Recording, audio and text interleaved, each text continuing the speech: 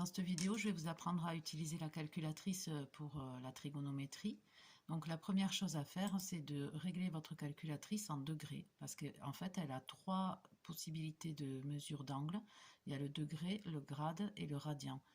Alors, je vais vous montrer avec les deux modèles les plus classiques de calculatrice, soit une Casio, soit une Texas Instruments.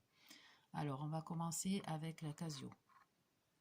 Donc là, vous avez une Casio, on va la régler en degrés, donc il faut taper sur seconde, et puis menu, ici ça va faire config, et puis vous avez le 2, unité d'angle, vous cliquez sur 2, vous avez soit degré, radian ou grade, donc vous choisissez les degrés, donc vous appuyez sur 1.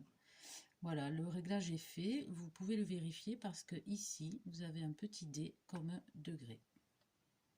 Alors pour une Texas, donc vous allumez la calculatrice, vous allez directement cliquer sur mode et ici vous avez degré, radian et grade. Donc on se déplace avec la flèche ici pour aller de l'un à l'autre. Donc vous sélectionnez degré et vous appuyez sur entrée pour valider. Voilà, là vous êtes en degré et puis seconde et quitter. Voilà, alors vous pouvez le vérifier parce qu'ici vous avez DEG qui est écrit. Voilà comment on règle en degrés. Alors une fois que ça c'est fait, je vais vous montrer comment on calcule le cosinus d'un angle.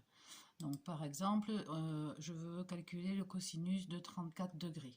Donc je vais vous montrer aussi sur les deux modèles. On va commencer avec la Casio.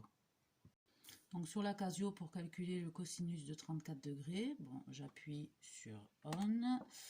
Pardon.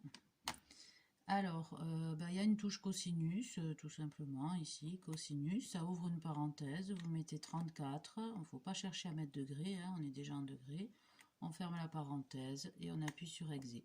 On obtient environ 0,83, disons, 0,829. Sur un modèle Texas Instruments, bon, on allume.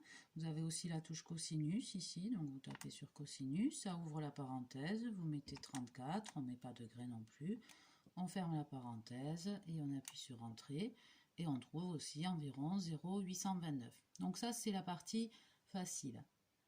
Alors, la calculatrice va vous aider aussi à calculer un angle à partir de son cosinus. Par exemple, je me demande quel est l'angle dont le cosinus vaut 0,645.